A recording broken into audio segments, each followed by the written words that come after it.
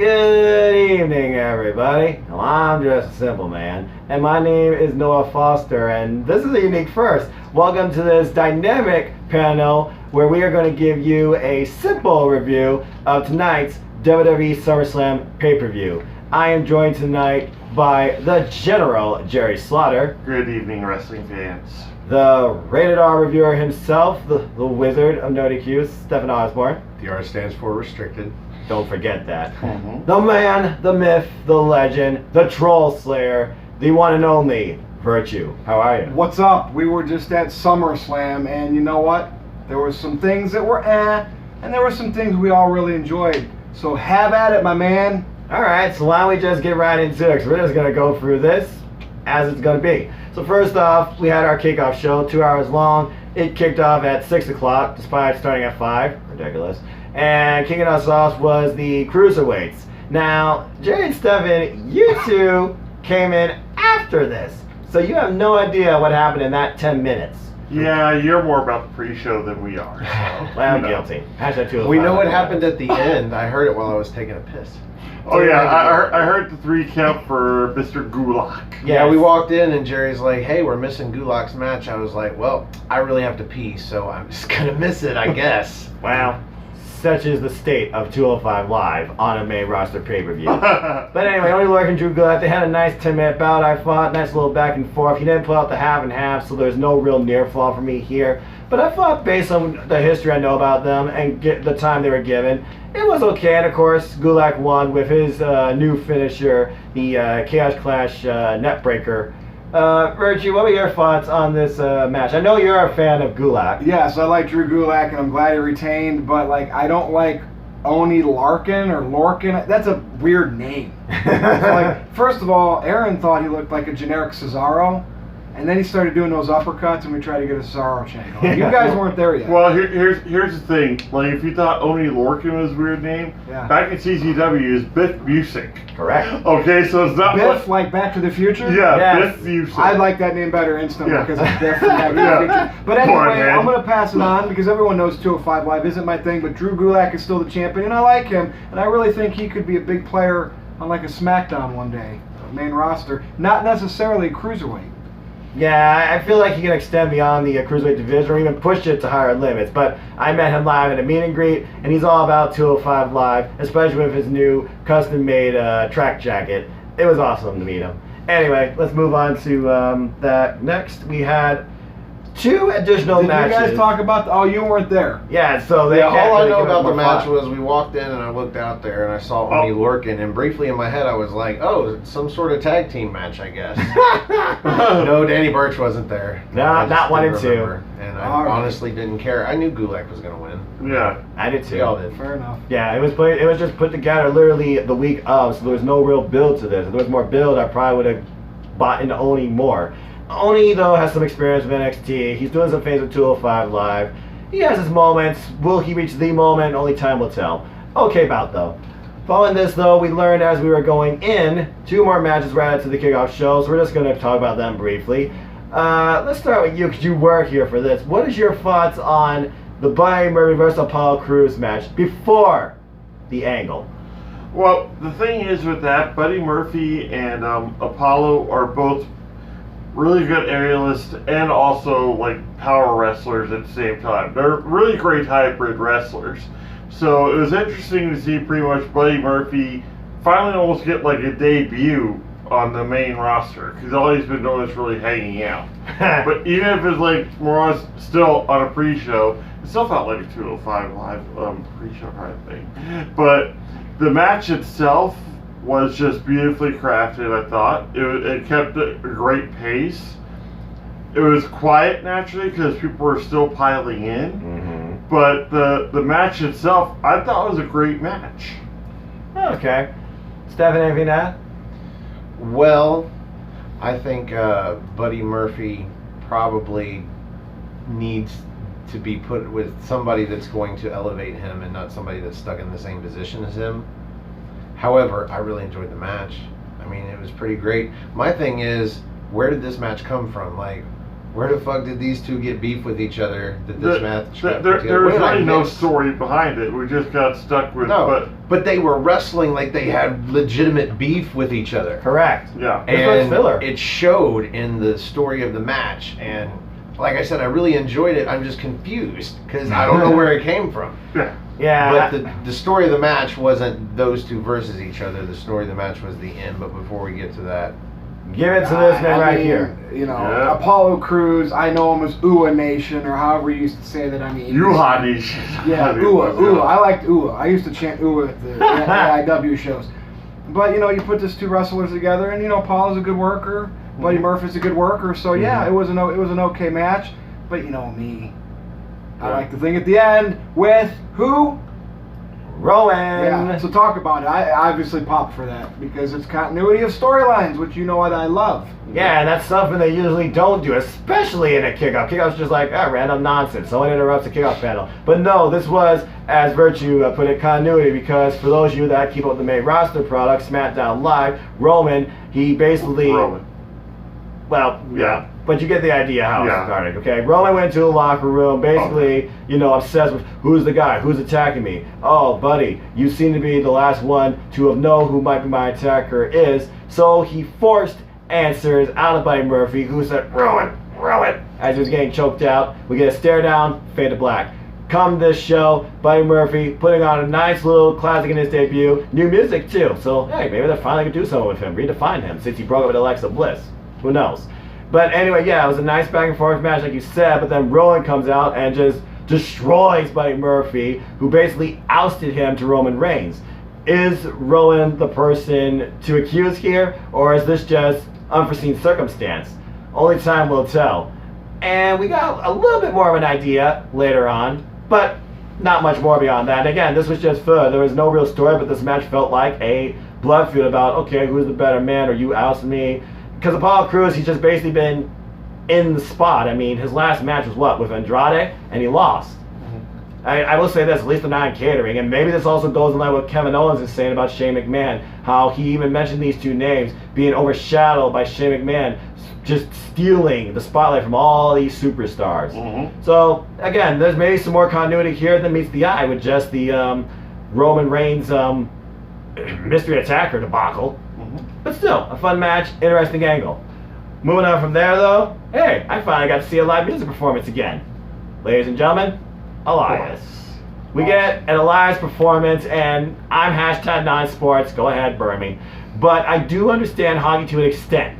Blue Jays is Canada hockey. Stanley Cup is hockey. And basically Elias put on a new rendition of his song, You Know How I Know I'm in Philly? It was, You Know How I Know I'm in Toronto? He just basically trashed everything sports related to Toronto. Well, yes, because the Blue Jays suck. Like, sorry, Toronto, but they suck. And their baseball. Maybe they got a couple up-and-comers like Vlad Guerrero Jr. and Bichette. But anyway, this is about wrestling. Yeah. Maple Leafs haven't won a Stanley Cup in, 50, 60 years? I wouldn't And know. the Raptors just won a title. Great. But Kawhi left. So, beautifully crafted. Yeah. It's a promo by Elias to draw heat. Top notch for me. Yeah. What do you guys think? You want to take it first, or? I'm always happy to see Elias when he's a heel. Yes. And he's doing that gimmick, not later on what he ended up doing. Yes. Yeah, this was great. Anytime he breaks out with the guitar and gets to sing a song that completely trashes a city, Yes. I'm a happy camper. Yes, and So, there are go-to sports references that'll just get you tons of the cheap pops is what it is. Nothing but- will ever beat the Seattle one, but Oh, no. still. No, that was uber heat. But more importantly, that heat that was built was paid off because what happened, Noah? I never saw this coming in a million years. All we needed was Tony Chimmel.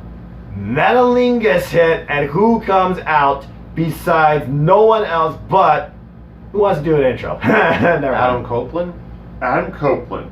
Yeah. Yes, the rated R superstar Edge. And that place erupted. I wish it was Yeah. pyro. That might have been the biggest pop of the night. It was. It was. Yes, it was. I mean, they did get loud at the very end, finally, for Seth, but yeah, we'll get to that later. Yeah, I mean, it was cool because Edge is from Toronto? Yeah. Correct. And he did a spear. Now, yeah, we know he has to protect himself because of his neck injury, so it was a very light spear. Right. But at least they did it.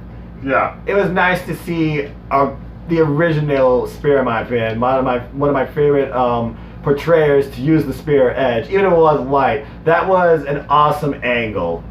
And again, Elias got TV time, and basically he gets time in the ring with Legend. So he's had a lot of unique angles with a lot of huge superstars. Don't you guys think that should have been on the main show, though? I agree. Because in that middle part, which we'll get to, where it kind of had a lull, that could have been in the middle of that for that pop, and I think that lull part would not have been noticed. Yeah, because during the show, as you will hear from us folks, it got its highs, and it's quiet, and then really quiet, and then high again. This was a very mixed audience reaction.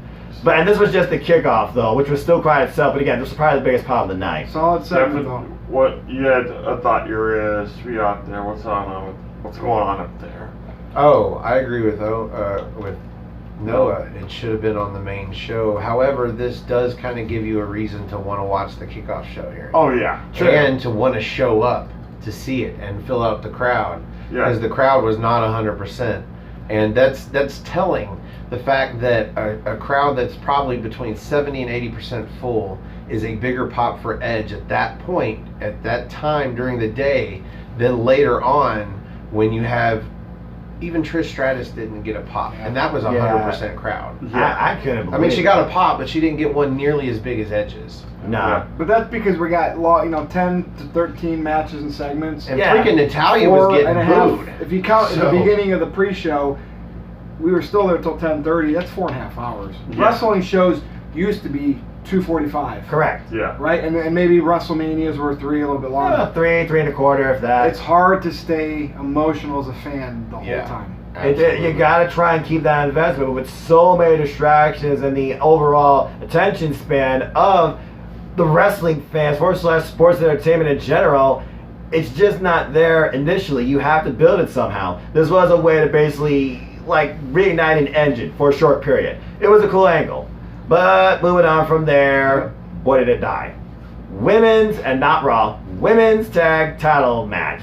Alexa Bliss and Nikki Cross, the current champs, versus the former champs. And here I thought there were no automatic rematch clauses. Iconics! And this match was quiet, but here's the thing. Ever since that 4-way, I feel like the women of WWE have had a negative reaction to the WWE universe, or from the WWE universe, excuse me. Yeah. And of course, Alexa Bliss started the trend now. Hashtag give WWE Women's Wrestling a chance. In this match, I thought it was better executed by all 4 women. You had some nice near spots. Alexa Bliss did actually give us some action because, there's always been that leniency of, can she go? She's been out of injury for so long. Is Nikki Cross just carrying her, etc.? Even though Nikki Cross and Alexa Bliss, they come out to Bliss's theme. This Strange Bedfellows, though, it's working. I thought it was an okay match.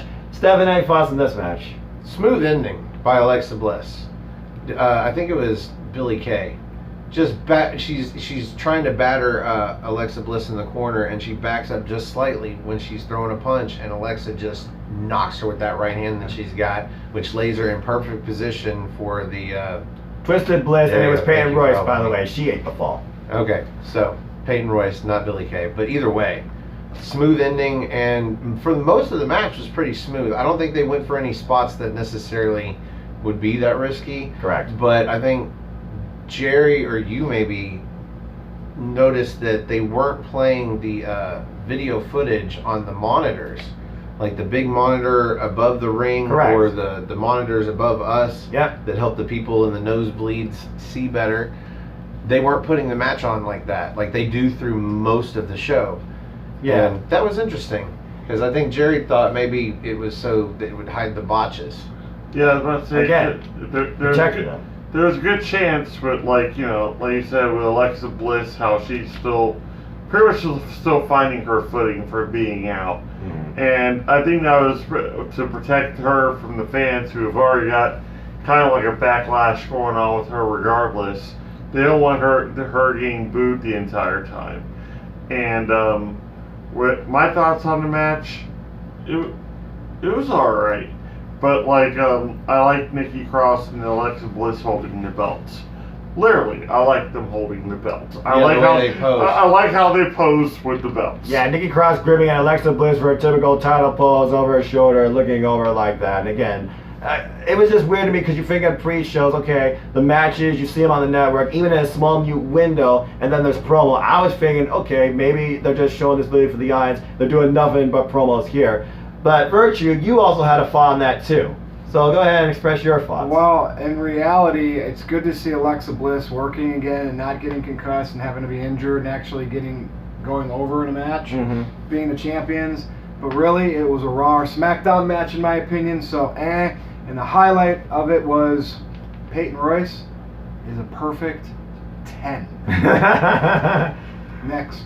Yeah, y'all can figure that out. Anyway, so that was our pre-show, literally, which led us into the main show. We had a couple of thoughts of what could open here because there were no tag matches on this card at the time, and there was no tag matches made impromptu, and this was literally just Legends Showcase and title matches. I thought it was going to be one of 3 matches to open the show, as me and Virtue discussed. I thought it was going to be like KO and Shane, or Dolph and Goldberg, or even Bayley and Ember. It was none of those 3. And hey, it got a reaction, but she is from a different province. It was Becky Lynch versus Natalya in a submissions match. This match was interesting. Both women jockeying basically to submit each other, not only with their own move, but each other's move. But how about that initial heat Natalya got from being from Canada, but not from Ontario or Toronto, from Alberta?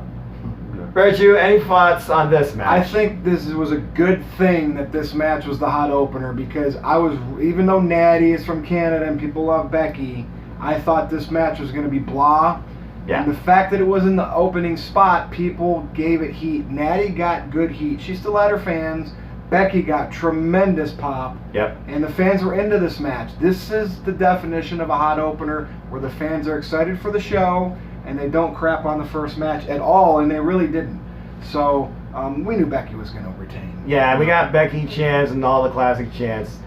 Jerry, anything on this match? Here's the thing with this match. I initially, I showed Stefan this, I got goosebumps on my arm. Right at the beginning. Because this is my first ever, pay-per-view that I've actually been to live.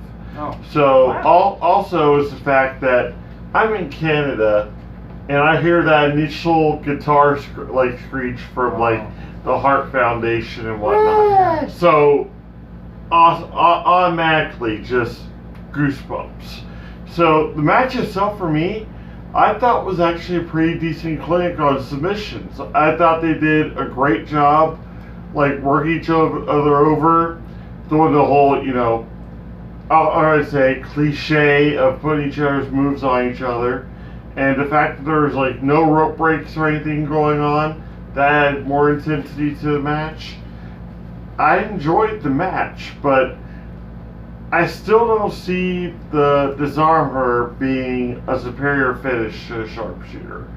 And I think that's what the main thing was about this. It wasn't even about the gold anymore in any way, shape, or form. It was more about showing whose submission move is better. And I'm like, okay, so I feel like I'm more invested in that now than who walks away with the gold. It feels like really that some of these titles have become more an afterthought, and you actually do look more at the actual story being told in the ring. This match included. Stefan, anything to add? Well, you want there to be a story told in the ring. And I like the fact that they traded each other's finishing moves, both being unsuccessful, of course. Yeah. But what I liked about this is at first I was confused. For the first third of this match, I was like, why isn't the ref doing anything about these girls getting near the ropes or under the ropes? And I'm like, because in a submissions match, the only way to win is by submission. So you can't win by disqualification, you can't win by count out or anything like that. So there's no point in breaking the ropes because you can't get disqualified. But this worked into the match beautifully because I got to see something I've never seen before, and that was a sharpshooter in the corner with Becky slid in between the middle and top ropes. That was they're on the sick bubble. looking. That was awesome. But Becky wins, and we all figured Becky was going to win. And my thing is, I can't believe the boos that Natalya got.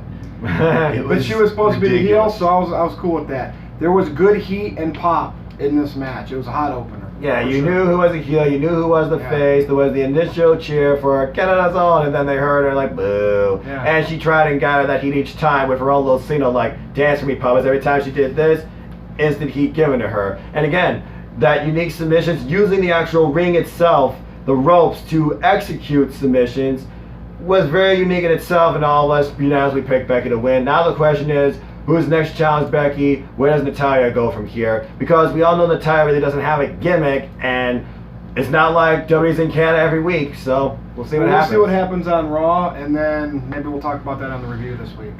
I can't wait to see that.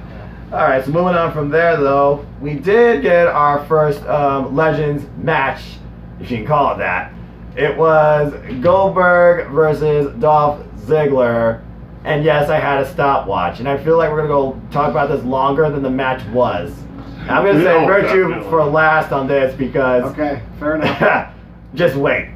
Jerry, your thoughts on Goldberg versus Dolph Ziggler? I think it was like 10 seconds off from how long I thought the match was going to be. It ended up being, what, like a minute 48 bell to bell? A minute 47 seconds. A minute 47 seconds. So it was entertaining to me because it harkened back to, like, Virtue's probably going to mention this, Jericho and Goldberg. How, like, he, like, would just antagonize Goldberg not knowing he was there and everything. And just building this hot feud and just pretty much talking trash about him. And when they did finally meet, he just more or less speared him out of his shoes and jackhammered him, and that was it. Yep. Because Goldberg wasn't a comedy wrestler. No. So, for him to do the amount of comedy he did tonight with Dolph Ziggler, Yep. Dolph Ziggler made like the crowd laugh. Yes, he did. It was so delusional. It was fantastic. Remember, Dolph is a stand-up comedian too. Yeah. So that He helps with his improv selling. well tonight. He's got the perfect timing. So DZ tonight didn't mean Dolph Ziggler, it meant delusional. Well, he's probably still delusional after everything we saw. And again, he knows how to sell, and now he knows how to really act it out thanks to his comedy gimmick. Stefan, any thoughts on this match? I know you're a huge fan of Goldberg. Yeah. This is my first time So, seeing him. My very first live show was a Monday Nitro back in probably '98, and the first wrestler that came out was Goldberg. Like it was before the show. It might have aired. I don't know. I wasn't at home watching it, obviously. But he came out and got in the ring and hooked up a car battery to some jumper cables, and that started the pyro for the night. That's the other thing we forgot to mention. Oh yeah, that's right. My apologies, folks. This was actually different than your average, ordinary, bland shows. We had pyro, not a lot, but we did have a nice pyro opener, and Goldberg had his pyro. Back to Brock you, Lesnar I had to his mention- pyro. I had to mention a pyro real quick. So. Yes. Yeah, so Goldberg was like the first wrestler I got to see, and fast forward 20 years later, I get to see him wrestle again. So that was really awesome. This was a squash. Like, I thought this match was going to go a longer distance, like somewhere between 7 and 10 minutes. Because I thought, much like at the very beginning of it, Dolph Ziggler was going to catch Goldberg off guard and be able to work him in a match that made Dolph Ziggler look good for a while, and then Goldberg would come back. No, this was a squash. Well, your definition of good depends on what you're looking for. A good wrestling match or a good selling, because initially he did get the ups on Goldberg, and then Goldberg's 2 moves of doom ended it. Well, he caught him off guard with a super kick and then hit Yeah. another one. And, Yeah. and Goldberg's kicking out in less than one. Yeah. Less than one count, and Goldberg's kicking out of super kicks. And then he gets speared out of his boots, jackhammered 1, 2, 3. Yeah. And then Goldberg leaves, or goes to leave. And Dolph Ziggler won't shut his mouth. He said and he keeps something. I telling wish I Goldberg, recorded it. "You just have no balls." I think at one point he called him a bitch. Did he call him a bitch? Yes, Yeah. he did. And Virtue, Yeah. why don't you talk about the post-match angles? So, well, first of all, those were the 3 best-selling spears. I'm not saying Yes. what Goldberg did was the best spear, but the person taking the spear, Dolph Ziggler, just had 3 consecutive best spears taken of all time. Bravo. That was Shawn Michaels, but Dolph Ziggler doing it, maybe even better than Shawn would have done it. Potentially. They have a The missed Rock. up. Better than Sid the crowd Scala. was hot for them because you can't look what happened with Goldberg in Saudi Arabia, right? Oh, this God. this was everything to make people forget about that, and Ziggler did his job to perfection, right? But they had a missed opportunity. Not Ziggler. WWE should have had Dolph play the role of Y2Z. Came down. They own the rights to the Jericho theme song and countdown, right? Yes, they should have do. did that. Played on Chris Jericho. Because remember the match that never happened on Nitro and WCW because Yep. Goldberg was a diva? Yeah. They should have done that because that's a shot to AEW. And they're taking shots, and that would have made that comedy gold times 10. But again, it was still really good. Especially after coming out to But Goldberg's could you entrance. imagine Yeah. if Ziggler played Y2Z and Goldberg still did that? That would have been awesome. It Yes. probably would have been the most talked about angle of the entire night. We haven't even got to Missed that opportunity. yet. You need creative people to bring stuff like that up. You do. Go figure. That would have been money. But anyway, not Yeah. bad. Still not bad. Yeah, I mean, I freaking enjoyed it. I was thoroughly entertained with my first Goldberg match and seeing the entrance live with full pyro and everything. It was just downright awesome. And then Dolph Ziggler, better than The Rock, better than HBK, whatever you call him, Shawn Michaels, HBK 2.0. The man can sell. There's a reason why he gets paid the bucks that he Best does, seller in the business. Yes. without a doubt. Leave a comment down below if you wish to challenge us on that. All right, so moving on from there, our next match was actually AJ Styles versus I have no idea what it was, but it's Ricochet regardless. And this was basically your run-of-the-mill high flyer counter type match because these two men have faced each other, what, 4 times now, I think, for the title? Yeah. So it's pretty obvious who's going to win here, especially with the new gimmick of the OC. I'm not talking about California. Oh. I'm sorry. Nightwing is where I think his costume looked like mostly. Yeah, Ricochet had a unique costume. There was multiple ideas being thrown out, including but not limited to Power Ranger, both black or blue, Nightwing, Black Panther, Aquaman. We didn't know how to judge his costume. We already know how they try and portray him as a superhero, but it's not like he dresses up like Johnny Gargano and dresses up as Marvel superheroes. Not since leaving NXT anyway. He's his But- own superhero. Yeah, that's true. It's a superhero Ricochet. outfit created for him. Yeah, and Casey Canzaro, obviously. There you go. Oh. Hey, we all know Casey Canzaro is going to watch this. They're going to do a react. WEPC YouTube channel is owned by Casey Canzaro and Ricochet. Simple as that. Jerry, I know you hate that name, but talk about this match and your thoughts. First off, yeah, I hate the whole OC, the original club thing. That's still annoys the piss out of me because they're not the original club in any way, shape, or form. Finn Balor, Doc Gallows, and Carl Anderson, yes, that's the original club. And a couple other guys from Japan, actually. But at the same time, I'm thinking, okay, at this point, I already knew Ricochet wasn't going to win, which sucks because Stefan and I being from Kentucky and Ricochet being from Paducah, Very least we knew we weren't the only Kentuckians in that arena. Yeah, that was In 18,000 plus. That was actually pretty sweet. But not once in that match, since Gallows and Anderson were out there, did I think that AJ was going to lose the bet. They didn't even kick him out, did they? No. No? And I don't know what it is, but Gallows is he getting trolled every time? It's like, yeah, dude, I'm totally gonna put on makeup with you this time.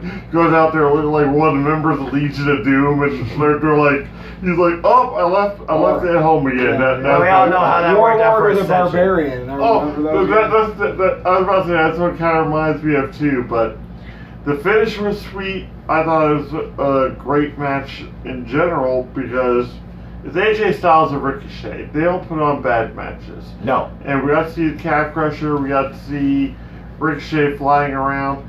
Even do almost like a bridge across the shoulders, like running across Anderson and Gallows to attack AJ, which I thought was just great. And that was an opening angle, but of course the closing angle was Ricochet was going for a high aerial, high risk maneuver. AJ Styles countered it by catching him and planting him with a single style clash. That was the end. But to add an exclamation point to prior to this feud, what happens following that? The remaining OC, the Good Brothers, the Raw Tag Team Champions, Luke Gallows, Carl, they pull out a Magic Cure and plants Ricochet. Too sweet, leave the ring, match is over. I thought this was a pretty good match though.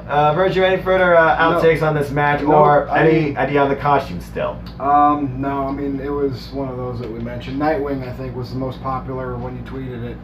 Yeah, I got a pull here. It's AJ and Ricochet. I mean, we know what they can do. They obviously were in the spot they were in, so they only gave them so much time. Great finish, Styles clash. I like seeing AJ strong again, winning. I thought they were stooged at that Raw reunion show. I don't like that. But, you know, they remind me of the Wolfpack, you know, red, black. Yeah. That logo of, I don't know if that's a dog or a gremlin or what it is under that, like, samurai mask. It's a But like, I love Yeah. AJ's theme song, but it's like, You know I just what? think, everybody, the Wolfpack, too sweet. Yeah, I remember that in the red and black. But yeah, they're not the original club, but they're going to play that they are. So just roll with it. And Yeah. Stefan, what are your thoughts? Well, for me, this match was based in the story because there wasn't a whole lot of match. So the story here was that Ricochet is still just a little green because he was 1-on-3 and he doesn't know how to fend off two guys on the outside trying to keep him from doing his shit. I mean, he was successful a couple of times, but the ending of the match was directly related to, who was it, Gallows got up there and distracted him? Yeah. So when he comes off the ropes looking for the second Hurricane Rana, AJ holds on, kind of drops him like he's going for a powerbomb, but picks him right back up and puts him in the Styles Clash and ends the match. But even before that, I can't remember what the move was, but he went for one of his moves a second time and didn't hit it that time. Just story of him being a little green. AJ is just that much better, especially as a heel, because now he's got Gallows and Anderson to help him with the dirty work. Yeah. And there might be people like Ricochet's been on the indies. He's not green. He's wrestled Ospreay in great matches. I think Stefan means in WWE Ricochet's green. Right. It's a different Correct. it's That's a different It's a ball different game. world. And You he'll haven't get watched better. it didn't He'll happen. He'll He's get young better. and brand new. Yeah, he'll get better. Yeah, I mean, just give it time. No one's good overnight, despite what y'all may think about some I mean, people. think of it this way: AJ Styles used to wrestle James Ellsworth, so he's getting Ricochet. You know, Ricochet's not. He's way better than James Ellsworth. Hell yeah. I was about to say AJ was in the dying days of WCW as well, like right at Well, the that's a end. good point. A lot of people forget that. Yeah. And you have Ricochet, who's I actually started talking about this again the other night. He's he's consignment talent, whereas a lot of people think he's brand new. He's actually been around for a while, so it's almost like new to you / consignment talent. Yeah, exactly. Man, this was what was the only thing that was odd here is, okay, now I know when they usually do the international announce row, because Ricochet's theme played forever. I like his Titantron, but I agree with Virgil. AJ's theme is better. And then there was some sort of angle with Drake Maverick. That was another thing to take away. If y'all have more on that, let us know in the comments. And thank you to everyone in the NoDQ Galaxy that voted in that poll. Yeah, the winner was Nightwing, most people said, with 67%. And yeah, so I guess it was Nightwing, unless there's any other judgments against that. You want to check the time of the video? Gargano. Go ahead. Gargano has proven a couple different times that a superhero costume does not make successful. Yeah. I bid mean, for all a these title. smaller guys Yeah. trying to be superheroes, they got to wear the costumes. I mean, it's cosplay. So to me, it kind of tacky. But anyway, Yeah, Brock Lesnar comes out and all he needs is a Speedo. Yeah. Yep, pretty much. Nonetheless. Yeah. Next. Yeah, there was like a New Day clip, blah, blah, blah. No, not much to take away from that. Let's move on to the next match here. Our next match was the next women's bout, the SmackDown Live Women's Championship between Bayley and Ember Moon. I guess face makeup is becoming a thing now. So this was a typical match. I mean, the biggest thing I missed out on, no eclipse. She went for it a couple of times. I feel like if she would have hit that, that'd be like the biggest pop and possibly her winning. I know a few people in Team NoDQ were pulling for her to win because they want to see her push, and people have mixed judgments right now about Bayley's title reign, is showing this match as the crowd again. This was kind of the starting point of the show where it kind of cooled off. Stefan, what are your Cooled off is not the way to put it. The crowd died for this match. I'm trying to be generous. Fucking died. No. That's a great point. They might have popped a little bit for the entrances themselves, but after that, everybody settled in, and I don't know if they were just full of beer or what, but they were died. tweeting, they were going for beer, they were doing everything, and people Did tried not to pull care off about the this match at Bayley all. London song chant. Even Virtue and Aaron with an A tried that. Didn't work But out. I didn't know it. Even that's a lazy chant. Yes. See, It's a you real know lazy what? chant. There's just not as many kids in the crowd as there used to be. It's a lot of, middle-aged dudes, but Older adults. There are still kids, but not as many. Bayley's gimmick needs kids. Correct. It's literally designed for that. It needs kids to get over, and that's why I don't think it is. It's literally designed for that, just based on her music, her persona, and her colorful, bubbly personality. She's literally the superstar for kids. I wouldn't call her the female John Cena, but she's definitely a superstar built for kids. Jerry, any further thoughts on this match? And yeah, folks, I was trying to be generous, but there's no denying it. The crowd was dead. Well, that's the other thing. You keep on saying it's geared for kids and whatnot. And I think it's the fact that now WWE's pushing me harder to go to the whole TV 14 thing and actually go back to an edgier time and whatnot. The fans don't want that bubbly. They want the violence. They want the hard hitting. They don't want a chick that's gonna run out there with the floaty arms and wanting to hug everybody. Yep. And I think that's what makes her will make her a great heel, is if she sticks with that to a point where people are just so sick of it. But she keeps on doing what she does. So the match ended with a Bayley to belly suplex off the second. I was just saying, how in the heck is a belly to belly suplex a finisher? It is, and the then worst she finisher. does it off the top rope, and I'm okay with it. Yeah, that's it weird makes it though. seem more. It makes it seem more. That was weird that I said that, and then it was the higher spot. Well, it made it seem a little more effective because really it's just a gut-wrench body slam with you on top of your competitor. That's really all it is. I mean, a little more momentum coming out if she the was second. Nia Jax size doing a belly to belly. Oh, yeah. That would be a heck of a good move. Lord, crush her ribs. Ember Moon though, she brought some decent action here. Good try. Does anybody miss Nia Jax, by the way? I just figured I'd bring that up. So Bayley Next is reaction on sitting in wrestling training school, just talking to her friends, and she says, "What should my finisher be? What should I name it?" And they're like, "Oh, you should totally name it the Bayley to Belly, just because it sounds like a pun." I wonder if that was a Dusty play because And Dusty, then- worked with these people the most. Rest in peace. And then now she's doing a belly to belly suplex as her finisher, and it is. She's still champ. I thought Ember should have won, but whatever. I think it's a cool finisher for her in the sense that she's a hugger. So she's like bring it in, hug it out. Yeah. My thoughts on finishers are as follows. One person's finisher done by anybody else should at least get them a 2 count. Yeah. Correct. Yeah. If anybody else does your finisher and it would only get them a 1 count, it is not a finisher. And a belly to belly suplex, I don't care who does it, is not a finishing move. Yeah. Well, you can only hope one day for an evolution for that, I guess.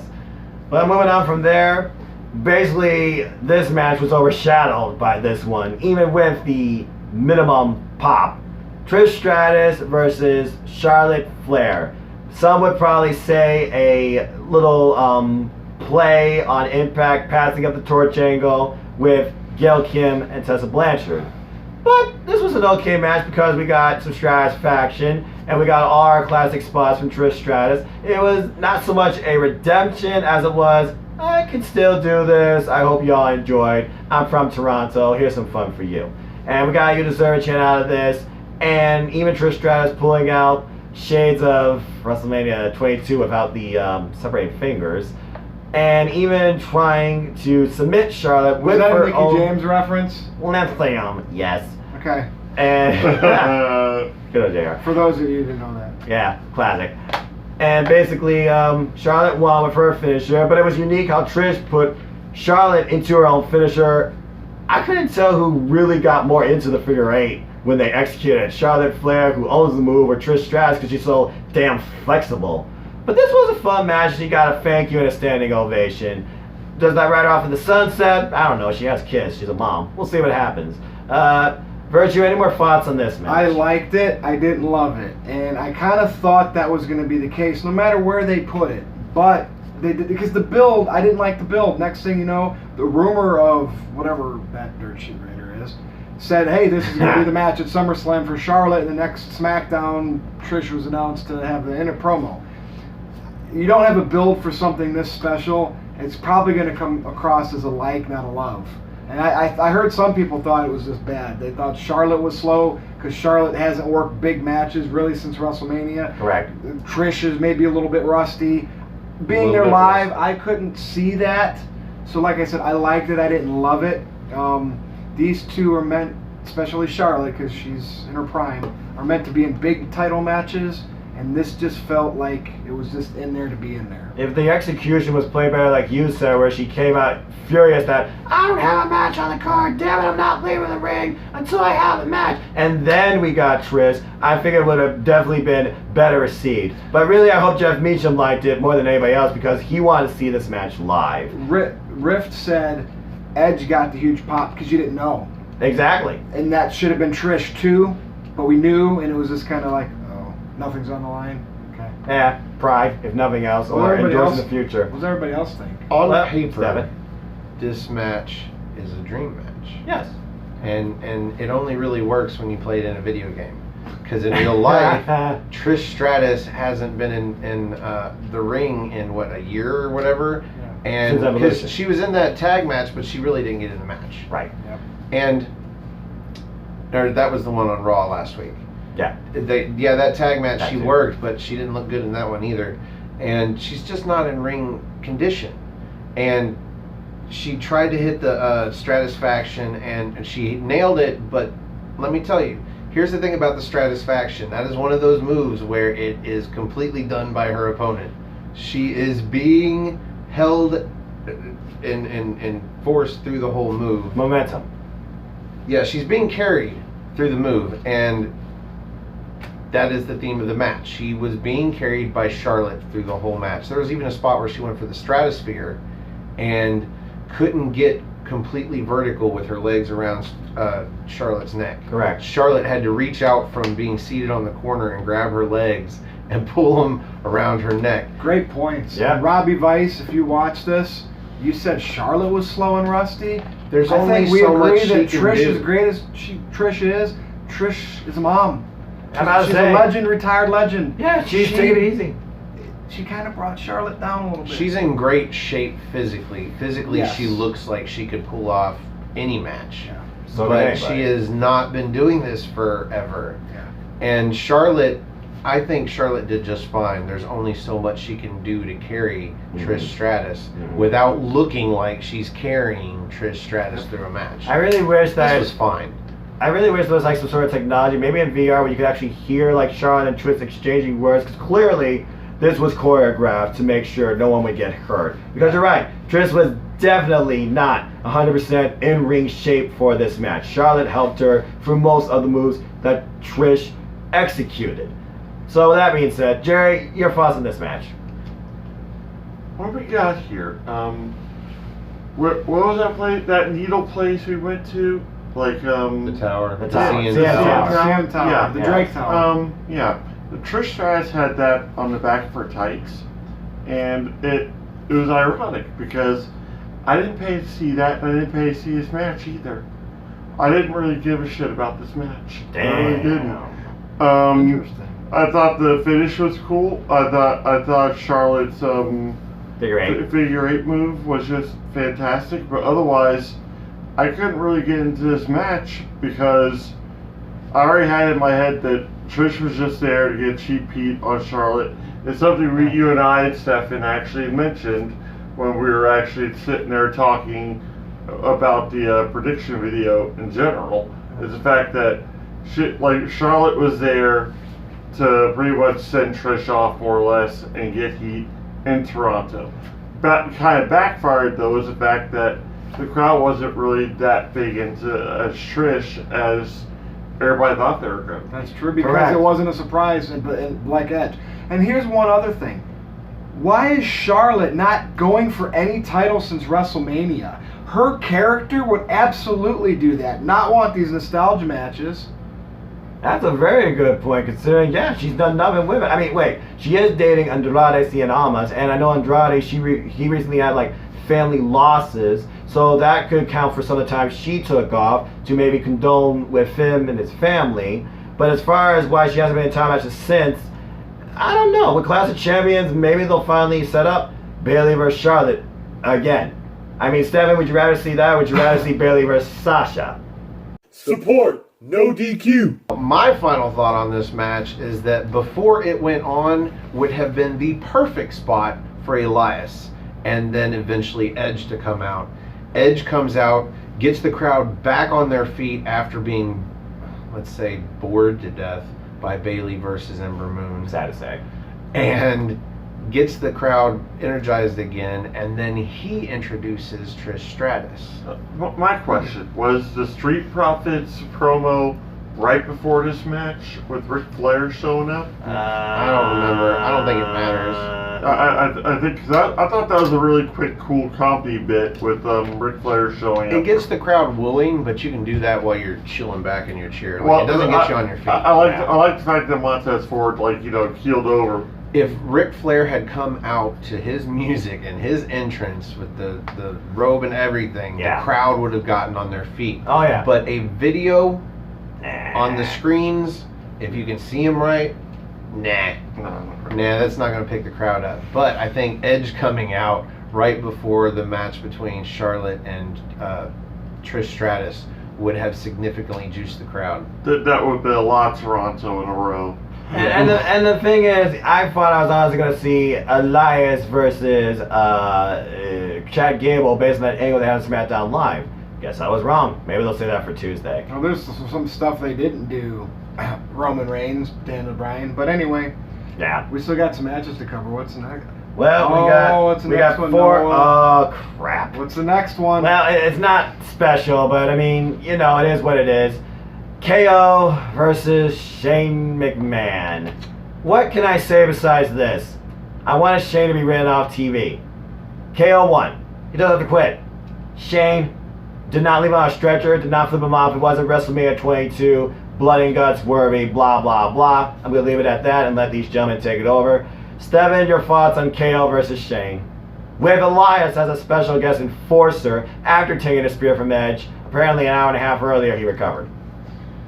This match was everything that is predictable about this brand. You could have guessed everything that was about to happen in this match, just about, and then all the way up till KO fends off the odds and stuns Shane McMahon and picks up the victory. Like, it would.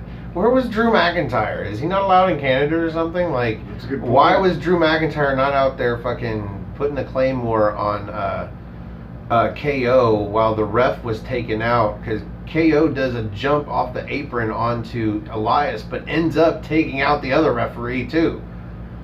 You wonder if that would have been planned. that would have been the spot. The revival. Somebody, Shane's got like 80 people in his back BT. pocket, and Yeah. nobody can come out and help him get KO out the door. And then it's not like being fired or quit ever really affects anything. The dudes always show up anyway. It's written in the script.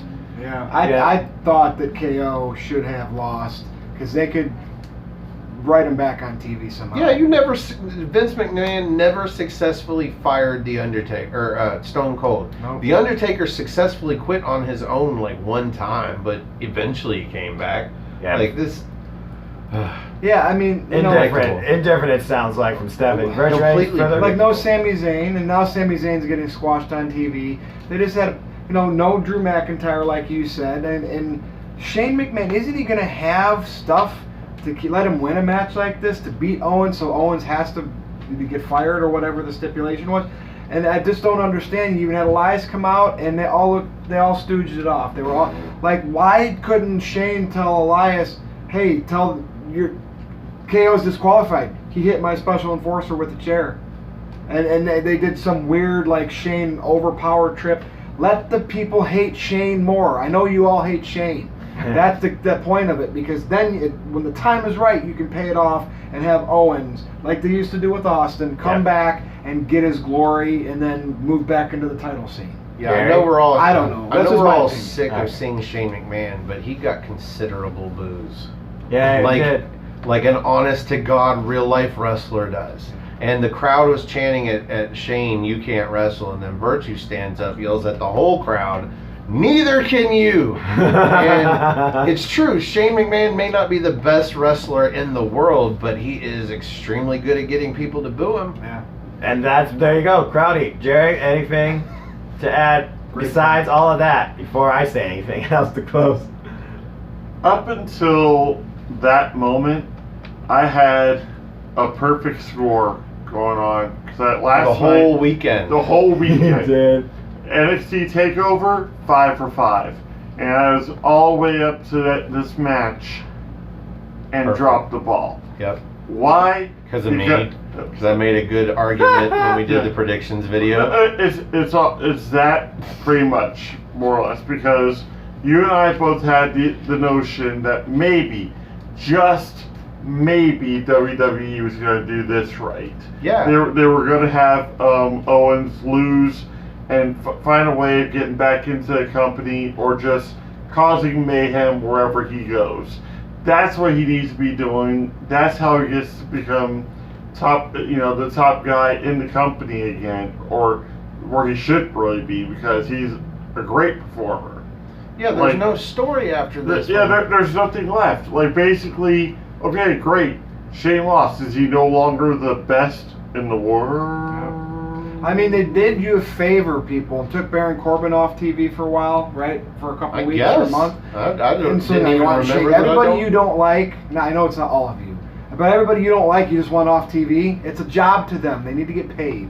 I like Baron Corbin, actually. And Shane is a heel. I mean, granted, he doesn't need to get paid, but I mean, he's at least, because he's doing his angle. Elias is on TV a lot more. McIntyre for the most part. So at least they're giving TV spots.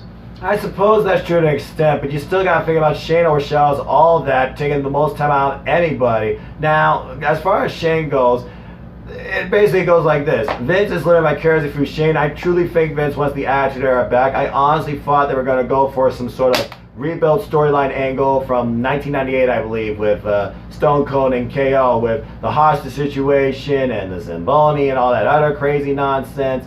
But yeah, now you're right. He won. Shane's still there. There's no storyline. Obviously, Shane's going to probably do another me versus you again, KO. You didn't beat me. You cheated to win, because as you're discussed. Okay, so it's dawning on me. They are going to do another match, and it's going to be, this time, KO insists that Shane puts his career, or his active duty wrestling career, on the line. Yes. And it'll be career versus career. Basically, because you gotta think that they're trying to write off this angle, because it's not like, how much longer can you run with this?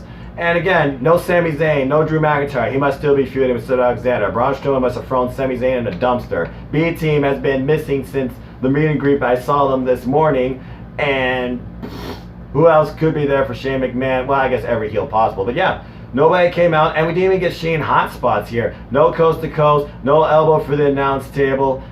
No low blow from Shane McMahon, though a low blow was from KO when, the real ref was incapacitated. Instead of using a chair, when the ref came back to reality, he's like, sorry, here you go. Bam, low blow. Then the stunner came out, and he won with the stunner. So he's playing off that as his babyface finisher, crowd pop for that. But yeah, where you go from here, only time will tell. And as far as Shane goes, maybe necessarily don't write him off, but maybe just don't give him so much time. Because you think about who's not on this card besides the people that helped Shane. I mean, no Braun Strowman, no Roman Reigns, no Daniel Bryan, no tag titles, no IC title. That's what goes to No yourself for Nakamura. stuck in There's a traffic. difference, though. Shane McMahon represents the last of the authority figures. Well, when he nobody else showing when he up goes on off TV anymore. TV, Stephanie will be back. You know how they do. No, I'm hoping that he goes off of TV and we don't get authority figures anymore. They find some other Good way luck. to drive story. You know what? Unless you want GMs back and you truly think they go to GMs, I wish you the best on that theory. And I believe Virtue's right, because who hasn't been on TV in a long time?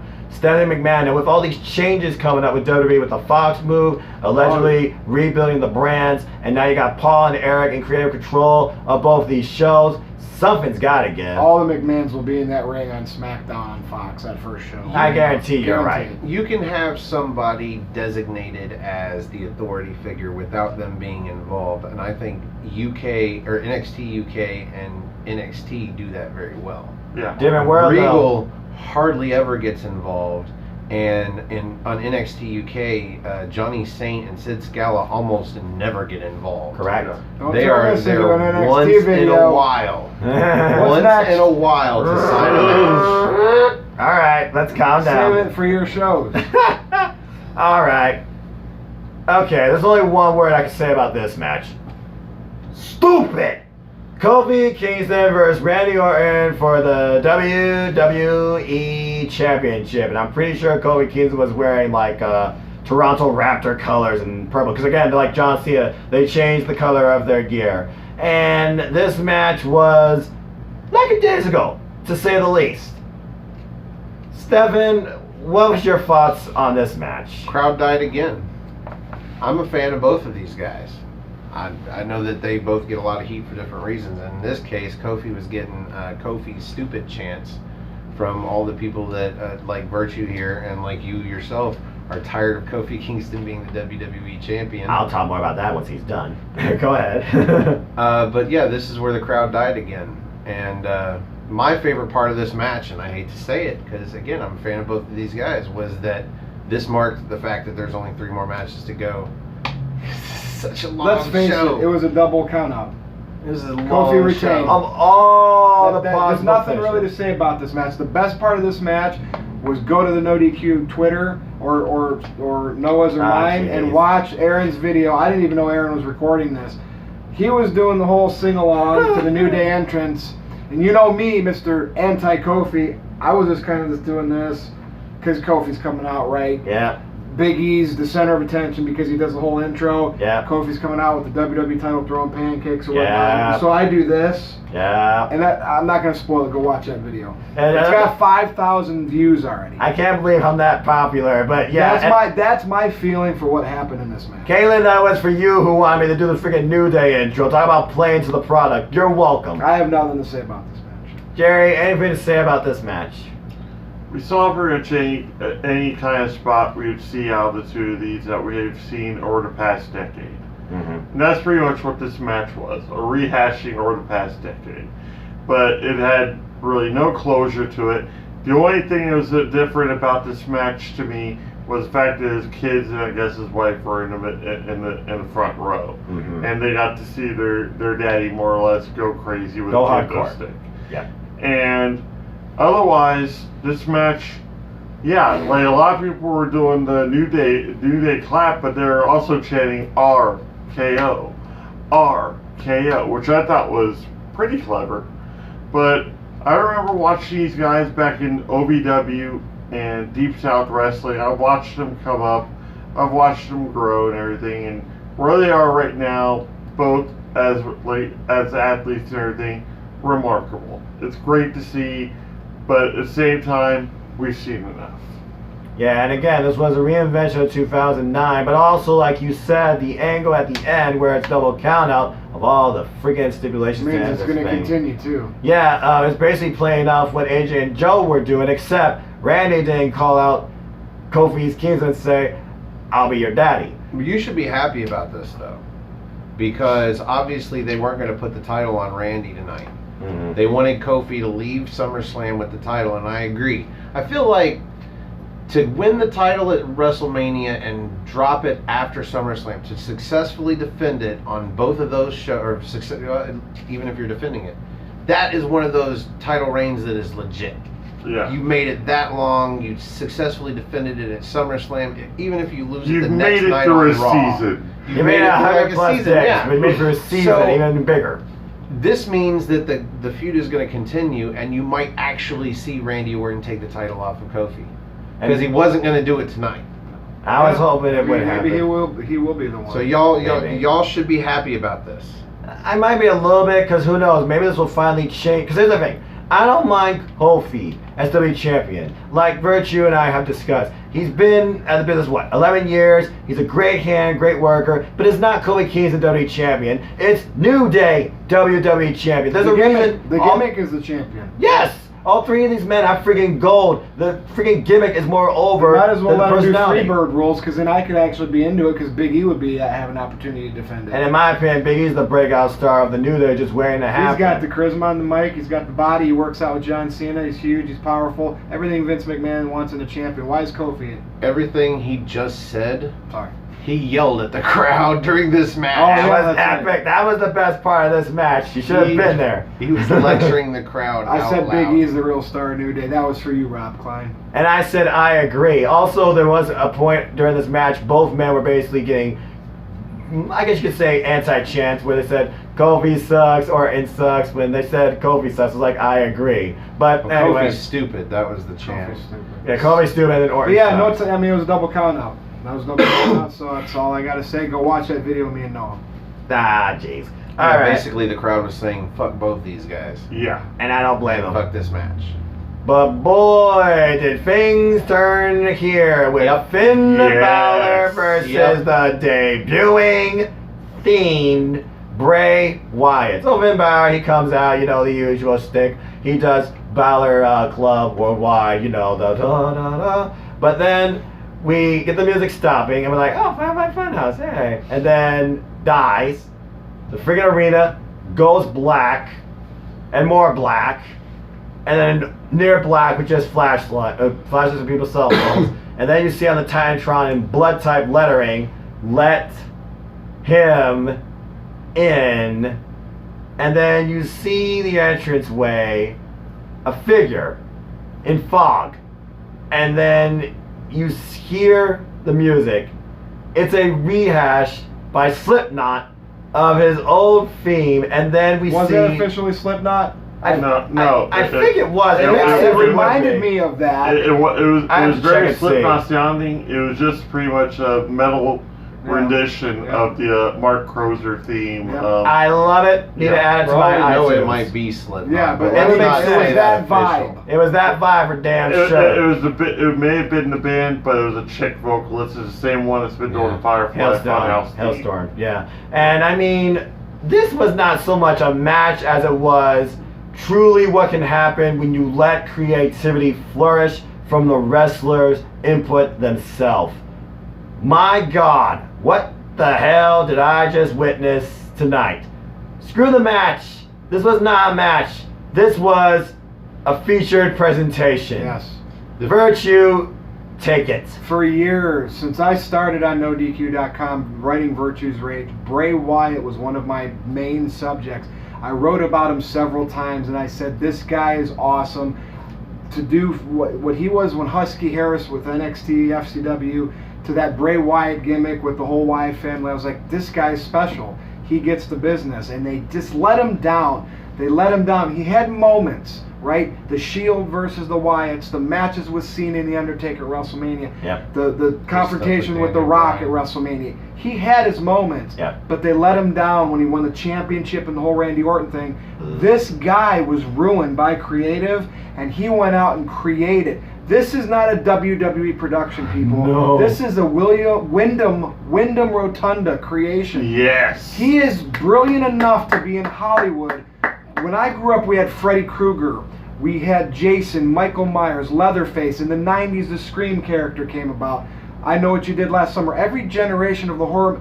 There's nothing these days. I mean, you guys might like the remakes because that's all they do. Man. Bray Wyatt is good enough to be in Hollywood, but he's a professional wrestler, so he's never going to really officially do that. No. The lantern with his face on it, I had chills up my spine. Like, I have goosebumps talking about it now. There you go. This is why I'm a wrestling fan. It was absolutely the best thing I've probably seen since the 90s. I think I tweeted out personally. It just unbelievable. This is probably one of the best Unbelievable. things I've seen from WWE overall in years. Jerry, your thoughts on Finn Balor versus The Fiend? Okay, so debut-wise, I'm not even going to call this a debut. This was a full-on relaunch of Bray Wyatt's Damn career. right. Simple as that. And sorry. No, you're fine. But the fact that, like, yeah, everybody was already pulling out their phones for a Firefly thing, but then the second that music hit, even bigger. Like there's like not one cell phone seemingly not in the air at that point, and the creepiness of the Bray Wyatt mask on it was almost like the Fiend took off Bray Wyatt's face and went out to the ring to go destroy Finn Balor. Think about the creative level that is, and why can't they spread that type of let wrestlers all contribute to their own gimmicks. Yeah. You would have much better morale in your locker room too. But continue. But Tom Savini, one of my favorite like makeup effects artists and everything, did such a great job with the mask. And Chance already did the work on Bray Wyatt's new lantern that he's got with the green light on it, which made it that much creepier. And Finn Balor, like when the lights came back and everything, the look on his face, pure terror. Pure terror. And that's what a lot of these people were feeling. This kid was sitting right next to me, and he looked shook. And I'm like, I haven't seen that kind of reaction for somebody like feared, like than Papa Shango even back when. This was better than that. Yeah, this was better than DiBiase bringing the Undertaker out at Survivor Look Series. at the size This was of that Hollywood level character of the modern era. But like the closest I can even think to this kind of debut that either gave me chills or excitement was Bray Wyatt before, like his initial debut with the Wyatt family and attacking Kane after his match. I think that like the build up to that was beautiful. I thought the build up to this one was great as well. And the match itself just showed this whole other vicious side and conflicted side, and I loved every minute of it. I was at the edge of my seat. I could not take my eyes off the ring. It was just, we were doing the yowie wowie chants. I was like, I'm watching my program here. and I couldn't, I was just mesmerized. It was fantastic. Virtually speechless, yet he's still speaking. Stefan, you are a huge proponent in not only creativity, but storylines. I think both were met here and exceeded probably your expectations. What was your thoughts on this? Yeah, so for the past, 3-4 months or more, yeah, we've been waiting for this payoff. Correct. This was supposed to be the re-debut, the relaunch of Bray Wyatt. And I thought this was going to be the payoff for the last several months of Firefly Funhouses and the puppets coming out and creeping on dudes walking to the ring and everything else, and all the vignettes that we've seen with Bray Wyatt saying things to even just Finn Balor. I thought this was going to be the payoff, and in fact, this was a fairly typical squash match. Yeah. Finn Balor got a little bit of offense in here and there. Mostly it was meant to either no sell or just Bray would come right back with more offense. Right. Or there was one point where he had a sling blade on Bray and he looked like he might start getting some. No, I mean, Bray eventually shut him down. So this was a typical squash match. The payoff was the last 3 or 4 months of vignettes and Firefly Funhouses that we have gotten by Bray Wyatt. That was the payoff. And for all of the build-up to be the payoff so that he can go into the ring and work a match just like the Bray Wyatt that we knew. Everything he did in the match was the stuff that we've seen him do, except for 1 or 2 other things. Yeah. The finisher, the mandible claw, we've only seen him do that in non-match situations. Mm-hmm. And a move that he used to set up the finish of the match. And I thought for a moment he was going for a rest hold. It was just a neck wrench. Yeah. Oh, dude. It was not a rest hold. That was terrifying. That I've already killed him. Brought oh my God. the term neck breaker to a whole new level. He did the cinema, the movie, snapping someone's neck to Finn Balor, to the point to where, at least in our section, the crowd started chanting, Holy he just shit. killed you. I literally You just said, killed him. I literally quoted South Park, said, oh my God, he killed Balor. Dude, Yeah, I mean, he killed Balor. we know that the payoff in the long run is Finn Balor's going to be the demon. If they do that, if he's going to take some time off, supposedly, This is the way to do this it. to me, the demon Finn Balor and the Fiend Bray Wyatt should close WrestleMania 36, and it doesn't even need a title. That's how powerful this Bray Wyatt gimmick is. That is presentation. If I was Vince Russo of this era, I would tell Vince McMahon, you're stupid if you don't make that your main event. Yeah. That neck wrench alone, like Oh my that gosh. could easily buy 3 or 4 months off of television, if anything, because they could have that whole, like just like him saying he's not cleared to magically wrestle. He needs to take some time, clear his head, maybe get back in the frame of mind of things. That way he can go get married, do whatever he needs to do. Mm-hmm. Yeah, we ran into Finn Balor and his fiance on the streets of Toronto on our way down Queen Street, and if that was his fiance he was with, I get it, man. Go take 2-3 months. Take all time you need. Do your Wow. thing. We could make a whole video about this, and we got to save material for the review and stuff. So let's go there. Yeah, but You know what I mean? yeah. I got to go watch it. I actually got to go watch it on TV. I'm gonna watch this like 3 or 4 more times on my 8-hour bus trip tomorrow. I'm just gonna close with this.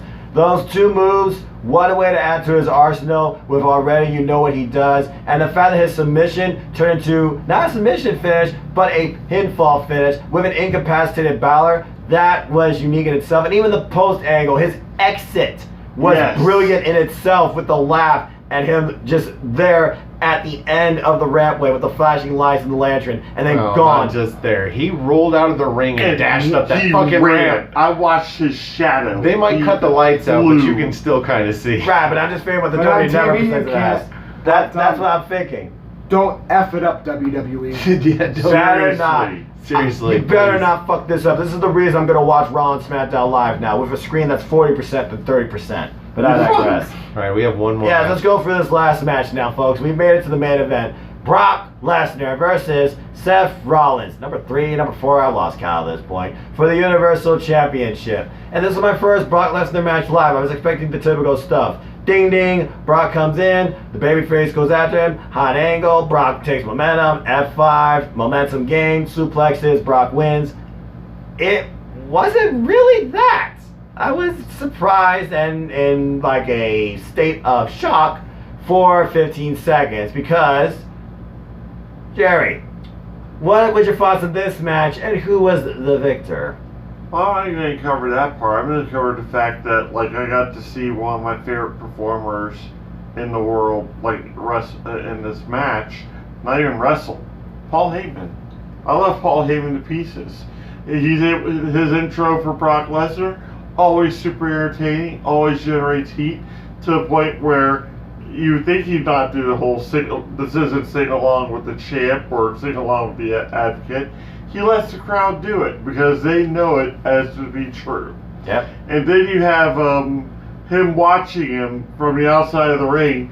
Oh, like, Watching his beast do what he loves. He doesn't have to be on his cell phone like he was in Dangerous Alliance or anything. He just watches this monster destroy. He's a whole other participant in this match, and I loved every minute of that. The match itself was vicious. It was back and forth, which surprised the shit out of me. From the get-go, I might add, it wasn't like Brock controlled it, then the babyface getting controlled, and then went back to Brock. It was very back and forth. Yeah. So from there, yeah, I wasn't expecting the finish.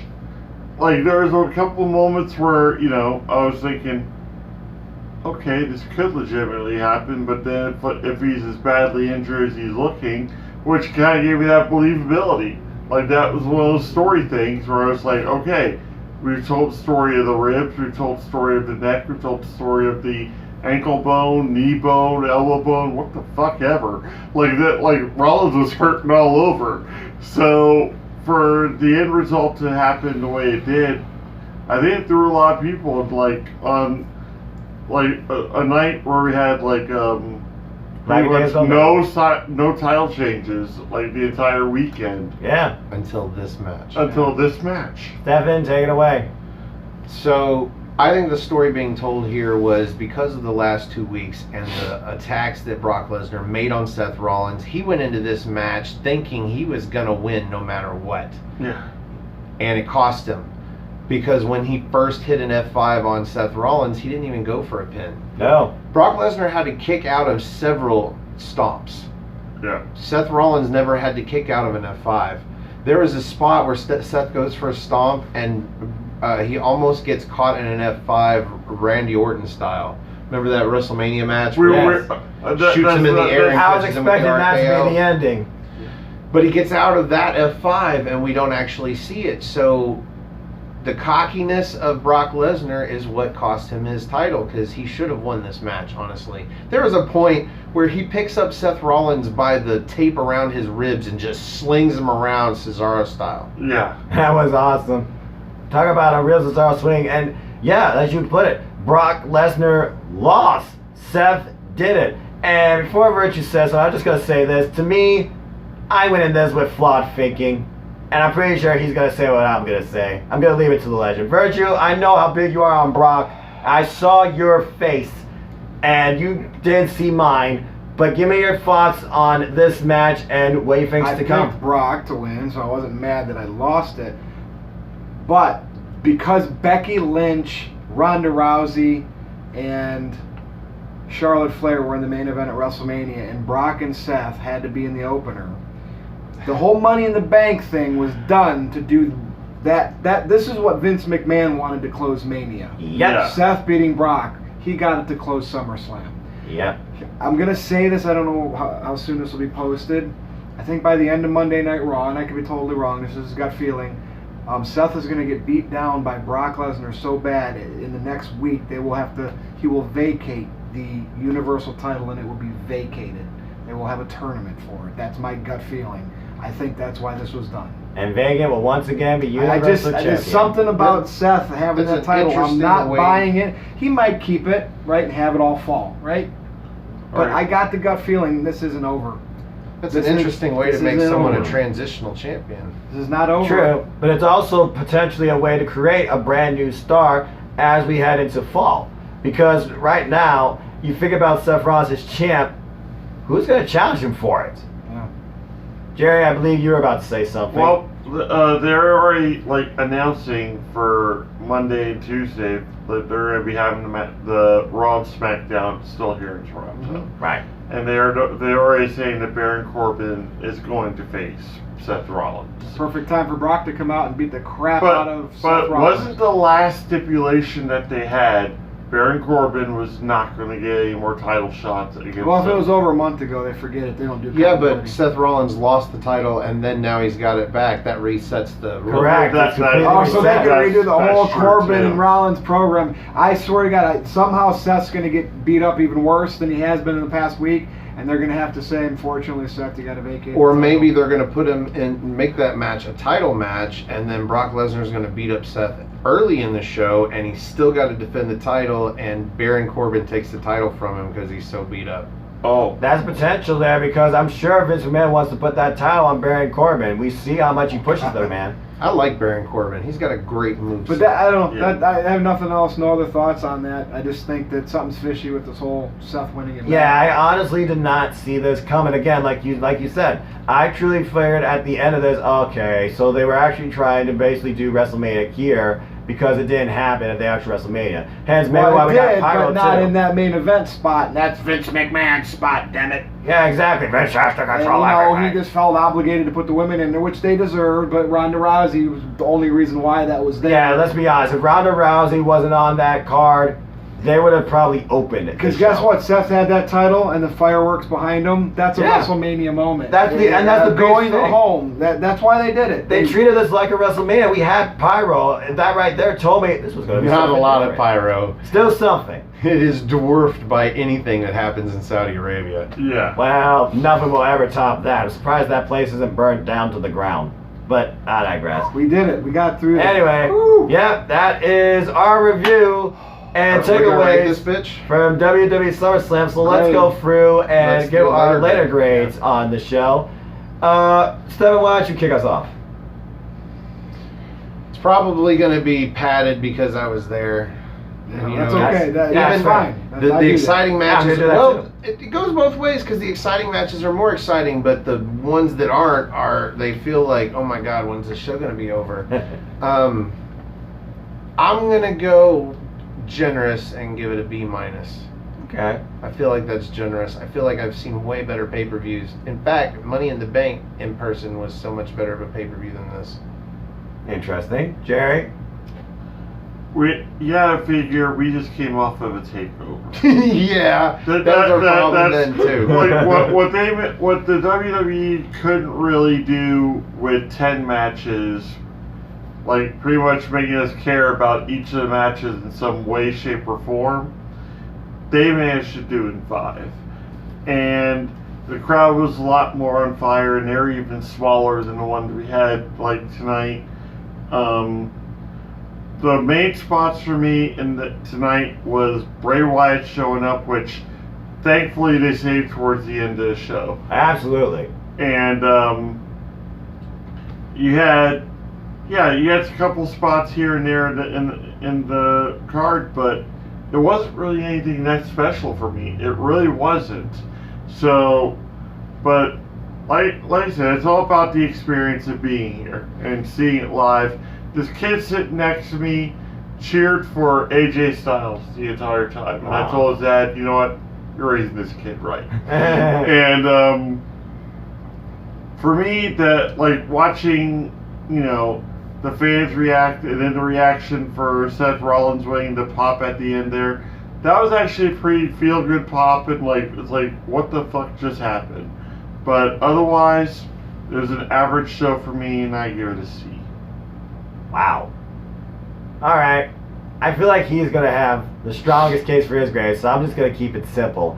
First ever pay-per-view of the Big Four. First live experience. Bray Wyatt, you made my night. I am not going to stop watching this clip the entire week, probably, and that match, debut, presentation, whatever the hell you want to call it. Seeing Goldberg and Dolph Ziggler sell those spears was freaking hilarious. Love that to bits. And then, yeah, the shocking end that really caught me off guard, but you know what? It gave me a moment, and I got pyro. I thought this was a pretty darn good show overall. Was it better than TakeOver, in my opinion? No. But I am going to say it was better than your grade. For me, I'm going to give it a solid B. Virtue, what about you? Jerry nailed it. This was a C show. Because I was there and found ways to have good times, the video that Aaron took of us and all that good stuff, all the hooting and hollering and chanting. You don't have Roman Reigns and Daniel Bryan on your biggest show of the summer because you want to do some storyline on TV with them. That's why it's a C show. But I'll bump it up because of Bray Wyatt, The Fiend, and we had a good time with the NoDQ crew, so C+. And shout out to the guy that said you C+. suck. And even though I was there, just a C+. Shout out to the you suck guy that told us who sucked every match. He was awesome. Yeah, he was hilarious. Support NoDQ. So with that concludes everything from our standpoint at SummerSlam. Let's go ahead and do our plugs. Gentlemen, this was an extreme pleasure. Stefan, where can people find you? All right, you can find me on Twitter. Go to nodq.com/Stefan. That's STEFAN. Or if you just want to look me up on Twitter, it's at Stefan R. Osborne, OSBORNE. As always, the R stands for restricted. You can also find the gentleman on Twitter. At NoDQ General, and on my Facebook group Armbar, all capital, ARNBAR. Exclamation point! Don't forget that. Just join us there for memes, discussions, a whole bunch of random videos, and just different podcasts and everything too. We have different links going on there too. Yeah, find us there on Facebook. Don't try to add us unless you came to the meetup today. Then you can add us on Facebook. That's all right. We met you. Also, you can find me on Instagram at osborne.stefan. I don't post anything, but you're welcome to follow me. And if you like this video, click the like button that's over there underneath Virtue. And if you like all of our videos, please click the subscribe button that's over there underneath Jerry. If you're watching this on NoDQ.com's YouTube channel, after you subscribe, click that bell icon, because when we hit 100 subscribers on Aftermatch, we're going to start doing What's NXT Live, and that'll let you know when we go live on Thursday mornings. And if you are subscribed on Aftermatch, that's all one word, AFTERMATCH, Aftermatch Wrestling. Do us a favor and click the share button. Share us on Twitter, Facebook, Instagram, on your YouTube, wherever. If your friends like watching wrestling, maybe they will like watching us as well. Nice, very nice. Virtue, it was a pleasure spending the weekend here with you, man. You are a legend. Did I to your deliver? name. You delivered on all fronts. I can't Yes. wait for our next experience with you. You know why they call me the Troll Slayer? Because you burn it down. NoDQ.com/virtue with the lowercase v, and Twitter, my favorite place, at NoDQ_virtue, VIRTUE. Simple as that. And ladies and gentlemen, if you want to know more about me, know this. I'm just a simple man and a lifelong fan of wrestling. So if you want to follow me and talk anything wrestling, WWE or beyond, look me up on Twitter, NoDQ.com/Noah. It takes you to my Twitter page. And you know what, the hell of it. Instagram, at nfoster1916. I'm going to post a ton of stuff from this Toronto experience for damn sure. As always, support NoDQ. They're the reason I'm in YouTube, and pretty much all of us are together. Go buy a shirt. Buy this shirt. Buy that shirt. Buy that shirt. I don't think we have a shirt like that. NoDQ.com/shirts. New and old designs, coffee cups, mugs, tapestries, so much NoDQ stuff. Go buy it. Just buy it. Simple. He's You Roman Reigns. can't buy that shirt. WWE on shop or on eBay. Yeah. Oh, sorry. I'm thinking of Troll Slayer. That shirt's better than the Roman Reigns shirt. Yeah, NoDQ.com/shop. Yeah, still, NoDQ.com/shirts, people. Just go there. If you want to follow me more on wrestling, though, with reviews, outtakes, recaps, rants, follow my silly YouTube channel at youtube.com/Noah. youtube.com/user/Noah Foster 210. That takes you to my civil YouTube channel where you'll find all sorts of things wrestling, WWE and beyond, AEW, New Japan Pro Wrestling, Impact Wrestling, Ring of Honor, and independent wrestling. Support independent wrestling, folks. And also at the heart of it, you'll find my series, #2 That Matters, in collaboration with NoDQ, where I talk all things cruiserweight wrestling, then down forever, and review the Tool for That brand every week with guests. I can't wait to discuss the cruiserweight title match more and what Tuesday will bring as well. And as always, I like to close. Support your wrestling outlets, both big and small, and let's keep growing this incredible wrestling community together. Simple as that. With that, thank you so much for joining us on this SummerSlam experience. Like, share, subscribe, comment, hit that bell, tell a friend. Leave your thoughts down below. Leave us any questions you have. We will interact with you. It's what we do. We are Team NoDQ. Until the next video, next column, next tweet, next anything from us, take care of your families. Enjoy life. Tomorrow's never guaranteed. Take a chance on wrestling. Go take a look at something WWE at least. Start from there and go from there. And until the next vid, I am the simple man. He is the general. He is the wizard. He is the Troll Slayer. Y'all have a good night.